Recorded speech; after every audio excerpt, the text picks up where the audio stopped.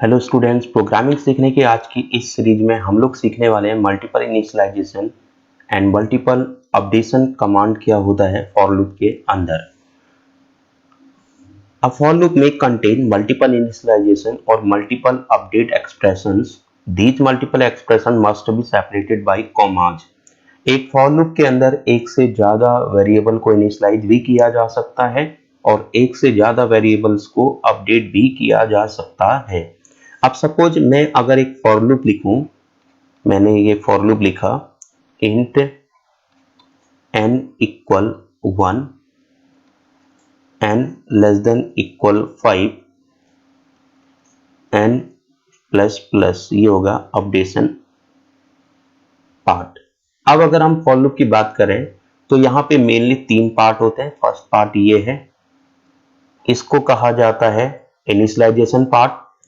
Second part हमारा ये होता है, ये कहलाता है कंडीशन चेकिंग पार्ट या टेस्ट एक्सप्रेशन पार्ट।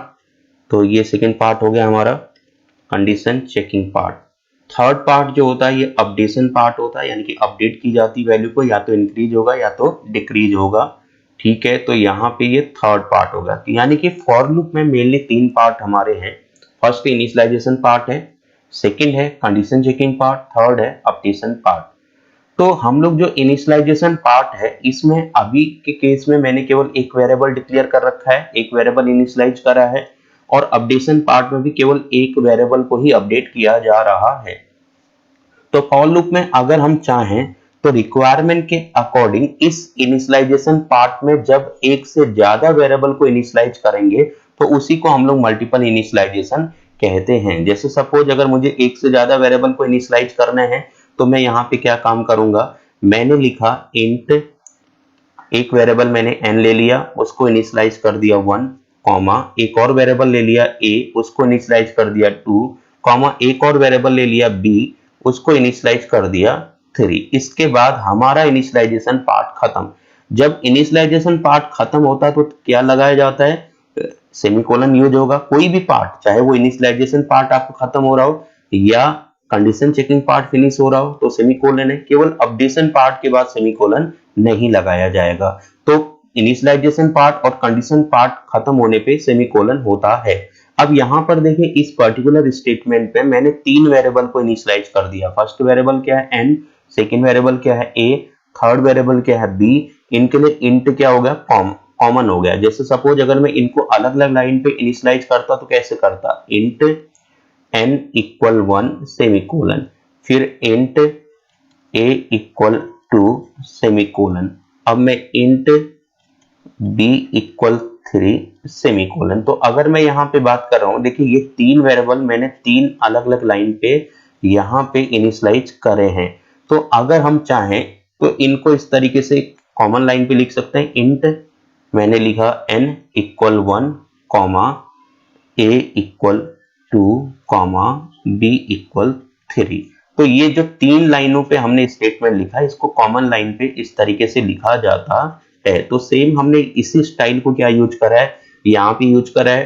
तो इनिशियलाइजेशन पार्ट में हमने एक से ज्यादा वेरिएबल को यहाँ पे डिक्लेयर या इनिशियलाइज कर रखा है। तो कहने का मतलब क्या होगा, जब इनिशियलाइजेशन पार्ट में एक से ज्यादा वेरिएबल को अकॉर्डिंग रिक्वायरमेंट हम लोग इनिशियलाइज करते हैं तो उसको कहा जाता है मल्टीपल इनिशियलाइजेशन। ऐसे यहाँ पे अपडेट एक्सप्रेशन है, तो हम अगर चाहें तो यहाँ पे तीनों वेरिएबल को हम लोग क्या करेंगे, अपडेट करेंगे। और अगर चाहे कोई दो वेरिएबल को भी मैं अपडेट कर सकता हूँ। तो ये अपडेशन पार्ट पे अगर मुझे अपडेट करना है तो मैं कैसे करूंगा, मैं n प्लस प्लस यानी कि n की वैल्यू भी मुझे अपडेट करनी है, मुझे a की वैल्यू में भी अपडेशन करना है तो a इक्वल a प्लस 1 मैं इस तरीके से भी अपडेट कर सकता हूँ, या मैं इसको ऐसे भी लिख सकता हूँ a प्लस प्लस, ऐसे भी अपडेट कर पाऊंगा। या मैं इसको प्री इंक्रीमेंट का यूज करके प्लस प्लस a इस तरीके से भी अपडेट कर सकता हूं। तो फिलहाल a को भी मैंने अपडेट कर लिया, मैंने n को भी अपडेट कर लिया। अब तीसरा वेरिएबल कौन है, b।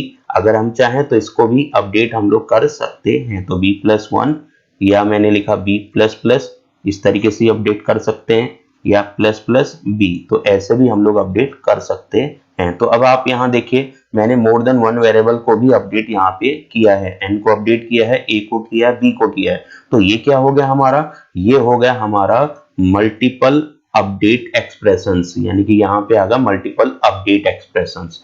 तो जब हम एक से फॉर लूप के अंदर एक से ज्यादा वेरिएबल को इनिशियलाइज करते हैं तो उसको कहा जाता है मल्टीपल इनिशियलाइजेशन, और जब एक से ज्यादा वेरिएबल को अपडेट करते हैं तो उसको कहते हैं मल्टीपल अपडेशन। तो फिलहाल जो फॉर लूप है वो हमारा ऑप्शनल है, तो हम यहाँ पे एक से ज्यादा वेरिएबल को भी इनिशियलाइज कर पाएंगे, एक वेरिएबल भी इनिशियलाइज कर पाएंगे, या अपडेशन पार्ट में एक से ज्यादा वेरिएबल को भी हम लोग अपडेट कर सकते हैं और किसी एक वेरिएबल को भी हम लोग अपडेट कर सकते हैं। नेक्स्ट में सपोज मैं एक प्रोग्राम बना रहा हूं जहां पे हमें क्या काम करना है, 1 से लेकर 5 तक के नंबर का सम, यानी कि 1 + 2 + 3 + 4 + 5, ये सबको जोड़ने पे क्या आएगा, ये हमें इस प्रोग्राम के अकॉर्डिंग फाइंड आउट करना है। तो फिलहाल यहाँ पे एक नॉर्मल टेक्निक का यूज किया जा रहा है जिसमें मल्टीपल इनिशियलाइजेशन या मल्टीपल अपडेट एक्सप्रेशन का यूज नहीं किया गया है, एक नॉर्मल टेक्निक का यूज किया गया है। तो पहले हम लोग इस प्रोग्राम को समझ लेते हैं। अगर ये प्रोग्राम का मेरे को कॉन्सेप्ट क्लियर हो गया, देन मैं नेक्स्ट जो अपडेट में मल्टीपल अपडेट और multiple expression multiple initialization expression use करने वाला हूँ, वो इजिली हम लोग चेकआउट कर पाएंगे, समझ पाएंगे। तो फिलहाल पहले हम इसकी वर्किंग समझ लेते हैं। एक मैंने सम नाम का वेरिएबल ले रखा है इंटीजर टाइप का, उसका इनिशियल वैल्यू क्या है 0, तो सम की इनिशियल वैल्यू हो गई 0। तो इसी के अंदर हमें इन 5 नंबर्स का सम आना है। तो फिलहाल अब मैं इधर आऊंगा, n का इनिशियल वैल्यू क्या है हमारा 1 है। अब कंडीशन चेक होती है क्योंकि ये कंडीशन चेकिंग पार्ट है, कंडीशन चेक होगी, जब कंडीशन चेक ट्रू होगी तब हम लोग लूप की बॉडी के अंदर एंटर हो पाएंगे। इसको क्या बोलते हैं, इसको कहा जाता है लूप बॉडी। तो लूप बॉडी के अंदर कंट्रोल कब पहुंचेगा, जब कंडीशन क्या होगी हमारी ट्रू। तो फिलहाल n की इनिशियल वैल्यू क्या है 1 है, कंडीशन चेक करेंगे n <= 5, क्या n की वैल्यू 5 के इक्वल या 5 से लेस है, तो कंडीशन क्या है ट्रू, कंट्रोल कहां आएगा लूप बॉडी के अंदर एंटर कर जाता है। तो यहाँ पे क्या लिखा हमने, सम इक्वल सम प्लस n। तो इसका मतलब क्या हुआ, इसका मतलब ये हुआ जैसे सम इक्वल सम प्लस n मैंने लिखा, तो ये सम के अंदर कौन सी वैल्यू आएगी, क्योंकि ये है असाइनमेंट ऑपरेटर। असाइनमेंट ऑपरेटर क्या काम करेगा, असाइनमेंट ऑपरेटर अपने राइट हैंड साइड की एक्सप्रेशन की जो फाइनल वैल्यू होती है वो लेफ्ट हैंड साइड वाले ऑपरेंड के अंदर स्टोर कर देता है, यानी कि राइट हैंड साइड एक्सप्रेशन पहले सॉल्व होगा, इसका जो फाइनल आंसर आएगा यही फाइनल आंसर कहां पे स्टोर होगा, नए वाले सम वेरिएबल के अंदर स्टोर होता है। तो कुछ इसको मैं यूं समझ लूं, ये जो सम है हमारा न्यू वेरिएबल है और ये सम है ओल्ड वाला सम प्लस n। तो नए वाले सम की वैल्यू क्या हो जाए, देखिए न्यू सम की वैल्यू क्या हो जाए, जो ओल्ड सम है, ओल्ड सम मींस इससे ठीक पहले जो सम है क्या है 0, उसमें हमें क्या ऐड कर देना है n की वैल्यू, n की वैल्यू क्या है 1, तो 0 + 1 = 1। अब सम की वैल्यू क्या हो गई है हमारी 1 हो गई। मैं इधर आऊंगा, इधर से ऊपर जाऊंगा तो हमारा ये वाला पार्ट क्या होगा, एग्जीक्यूट हो जाएगा, अपडेट पार्ट है ये। तो न्यू n इक्वल क्या होगा ओल्ड n + 1, तो ओल्ड n क्या था 1, 1 + 1, तो n की वैल्यू क्या हो गई 2 हो गई, तो n हो गया 2। अब हमारी कंडीशन चेक होगी n <= 5, क्या n की वैल्यू 5 के इक्वल या 5 से लेस है, तो n की वैल्यू क्या है 2, 2 <= 5, कंडीशन क्या है ट्रू, अंदर आएंगे तो यहाँ पे क्या एग्जीक्यूट होगा, न्यू सम इक्वल ओल्ड सम। ओल्ड सम इससे पहले क्या था 1 प्लस n, n इससे ठीक पहले क्या था 2, तो सम की वैल्यू क्या हो गई 3 हो गई। अब हम इधर आएंगे, फिर ऊपर आएंगे, new n equal old n + 1, तो ओल्ड क्या था 2, 2 + 1 यानी कि n की वैल्यू क्या हो गई हमारी 3 हो गई।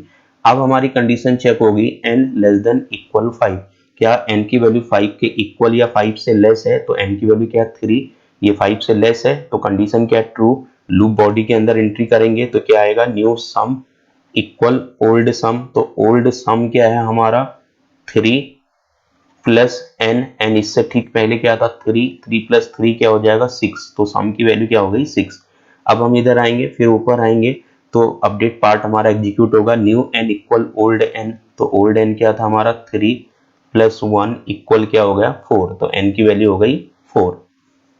अब कंडीशन चेक होगी, क्या n की वैल्यू 5 के इक्वल या 5 से लेस है, तो n की वैल्यू क्या है हमारा 4, ये 5 से लेस है, हाँ है, कंडीशन क्या है ट्रू, तो हम लूप बॉडी के अंदर एंट्री करेंगे तो क्या प्रिंट होगा, न्यू सम इक्वल ओल्ड सम, तो ओल्ड सम क्या है हमारा 6 प्लस एन ठीक इससे पहले क्या था 4, तो दोनों मिलाकर क्या हो गया 10।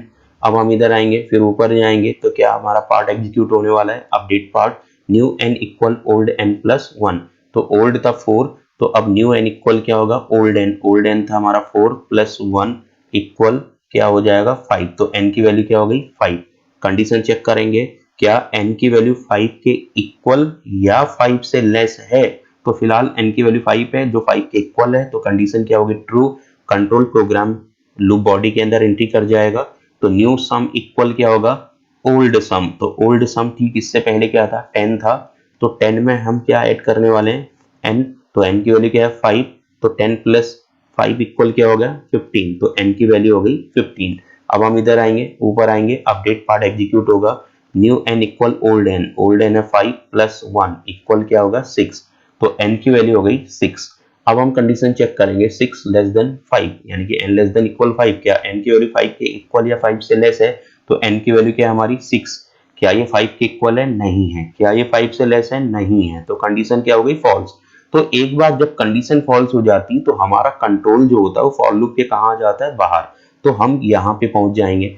अब इस जगह पे अगर मैं सम की वैल्यू प्रिंट कर देता हूं, इमेजिनेशन करिए इस जगह पे हमें को सम की वैल्यू प्रिंट करनी है, तो सम की क्या वैल्यू प्रिंट होने वाली है, जो लास्ट में थी वैल्यू वो प्रिंट होगी, तो लास्ट में कौन सी वैल्यू थी 15, तो सम की वैल्यू क्या हो जाएगी 15। तो इस तरीके से इन पांचों को अगर हम ऐड कर देंगे तो हमारा फाइनल आंसर क्या आने वाला है 15। देखिए 1 प्लस 2 3 होगा, 3 प्लस 3 6, 6 प्लस 4 10, 10 प्लस 5 15।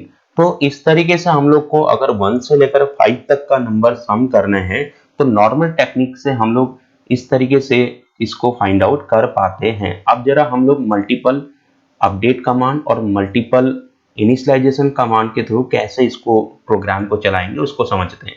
तो यहाँ पे क्या है देखिए, हमने 3 पार्ट ऑलरेडी बताया आपको प्रोग्राम में।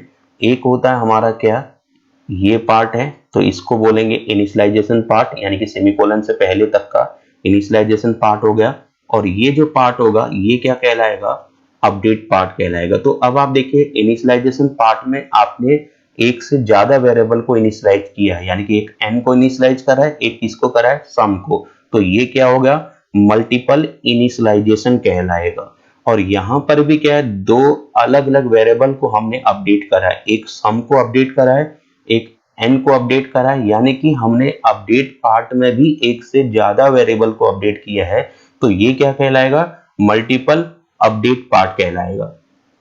अब समझने वाली बात यह है कि कई लोग ये सोच रहे होंगे क्या मल्टीपल इनिशियलाइजेशन और मल्टीपल अपडेशन एक फॉर लूप के अंदर यूज करना कंपलसरी है क्या? ऐसा नहीं हो सकता कि हम लोग मल्टीपल इनिशियलाइजेशन तो यूज करें लेकिन मल्टीपल अपडेट यूज ना करें, क्या ऐसा पॉसिबल है? हाँ पॉसिबल है। तो हम अपने रिक्वायरमेंट के अकॉर्डिंग अगर चाहें तो सेम फॉर लूप के अंदर मल्टीपल अपडेट भी यूज कर लें और सेम फॉर लूप के अंदर मल्टीपल इनिशियलाइजेशन भी यूज कर लें, या अगर हम चाहें तो उस फॉर लूप में मल्टीपल अपडेट तो यूज करें लेकिन मल्टीपल इनिशियलाइजेशन यूज ना करें।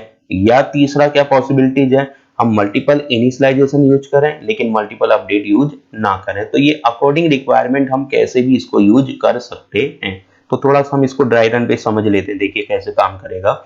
n की इनिशियल वैल्यू क्या है हमारा 1 हो गया और सम को क्या दे दिया मैंने 0 दे दिया, ठीक है। तो मेन ध्यान रखने वाली बात क्या है, देखिए जब आप मल्टीपल इनिशियलाइजेशन यूज करते हो या मल्टीपल अपडेशन यूज करते हो तो जो वेरिएबल होंगे उनको सेपरेट किया जाएगा कॉमा से, ये चीज ध्यान रखना है, उनको सेमीकोलन से सेपरेट नहीं करना है, क्योंकि सेमीकोलन का मतलब होता है कोई भी पार्ट को टर्मिनेट करना।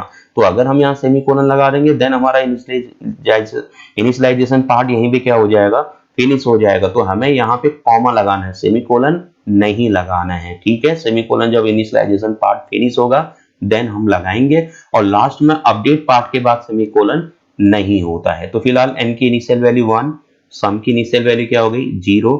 अब हमारा कंडीशन चेकआउट होगा, तो कंडीशन क्या है n लेस देन इक्वल 5, क्या n की वैल्यू 5 के इक्वल या 5 से लेस है, कंडीशन क्या है ट्रू। अगर कंडीशन ट्रू है तो लूप बॉडी में हमने कुछ भी नहीं लिखा है तो हम अंदर आ जाएंगे, ठीक है। अंदर आएंगे फिर यहां आएंगे, यहां से ऊपर आएंगे तो हमारा पहले ये वाला पार्ट एग्जीक्यूट होगा, तो न्यू सम इक्वल क्या है, देखिए ओल्ड सम क्या है 0 प्लस इसमें क्या ऐड कर दीजिए n, तो n की इनिशियल वैल्यू क्या है 1, तो 0 प्लस 1 इक्वल क्या होगा 1, यानी कि अब हम सम की वैल्यू क्या हो गई, हमारी सम की वैल्यू 1 हो गई। फिर जब ये एग्जीक्यूट हो जाएगा फिर कौन सा एग्जीक्यूट होगा, ये वाला पार्ट होगा। न्यू n इक्वल क्या है ओल्ड n क्या था 1, 1 प्लस 1 इक्वल क्या हो गया 2, तो n की वैल्यू क्या हो गई 2। अब हमारी कंडीशन चेकआउट होने वाली है n लेस देन इक्वल 5, क्या n की वैल्यू 5 के इक्वल या 5 से लेस है, तो n की वैल्यू क्या है हमारा 2 है, क्या ये 5 से लेस है, हाँ है, कंडीशन क्या है ट्रू, तो कंट्रोल हमारा लूप बॉडी के अंदर एंटर हो जाएगा। लेकिन यहाँ कुछ भी नहीं लिखा है तो फिलहाल यहाँ कोई भी चीज इंप्लीमेंटेशन नहीं होगा। फिर वो यहाँ आएगा, यहाँ से ऊपर आएगा, जैसे ऊपर आएगा तो क्या होता है अपडेट पार्ट मेरा एग्जीक्यूट होगा, तो पहले जो अपडेट लिखा है वो पहले एग्जीक्यूट होगा।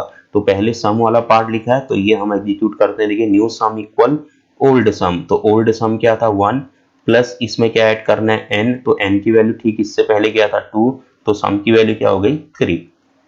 फिर हमारा ये सेकंड पार्ट एग्जीक्यूट होगा, न्यू n इक्वल क्या होगा ओल्ड n क्या था 2 प्लस 1 इक्वल क्या हो जाएगा 3 हो जाएगा, तो n की वैल्यू क्या हो जाएगी 3 हो जाएगी। फिर हमारी कंडीशन चेकआउट होती है n लेस देन इक्वल 5, क्या n की वैल्यू 5 के इक्वल या 5 से लेस है, कंडीशन क्या ट्रू, तो हम लूप बॉडी के अंदर आएंगे, तो यहाँ आएंगे फिर इधर आएंगे फिर ऊपर आएंगे, ऊपर आते ही हमारा फर्स्ट पार्ट एग्जीक्यूट होगा, न्यू सम इक्वल क्या होगा ओल्ड सम क्या था 3 प्लस n भी क्या है 3 प्लस 3 क्या होगा 6, यानी कि सम की वैल्यू हो गई 6।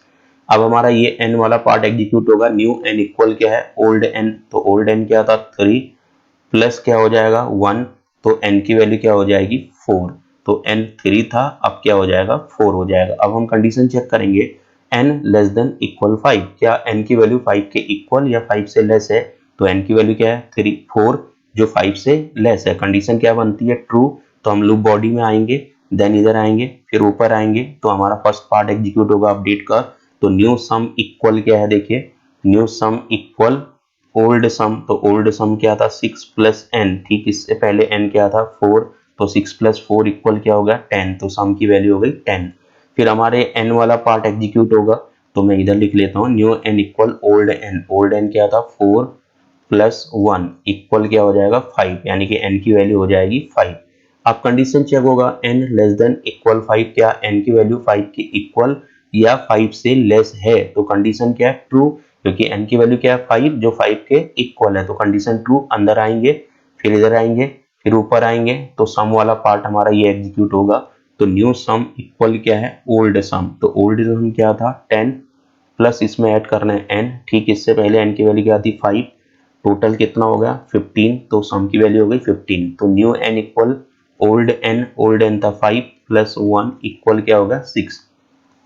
अब हम कंडीशन चेक करेंगे n लेस देन इक्वल 5, क्या n की वैल्यू 5 से लेस है, तो n क्या है 6, क्या ये 5 से लेस है, कंडीशन क्या है फॉल्स। जैसे ही कंडीशन फॉल्स होगी हम आ जाएंगे फॉर लूप के बाहर, इस जगह पे आएंगे।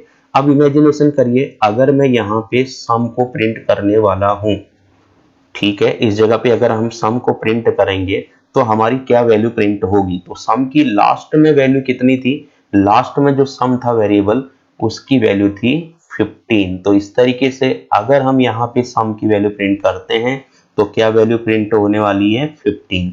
तो अब आप देखिए 1 से लेकर 5 तक का सम होता है 15, जहां पे हमने मल्टीपल अपडेट पार्ट भी यूज करा, मल्टीपल अपडेशन पार्ट भी यूज करा, यानी कि एक से ज्यादा वेरिएबल को अपडेट करा, और मल्टीपल इनिशियलाइजेशन पार्ट भी यूज करा जहां एक से ज्यादा वेरिएबल को इनिशियलाइज किया था।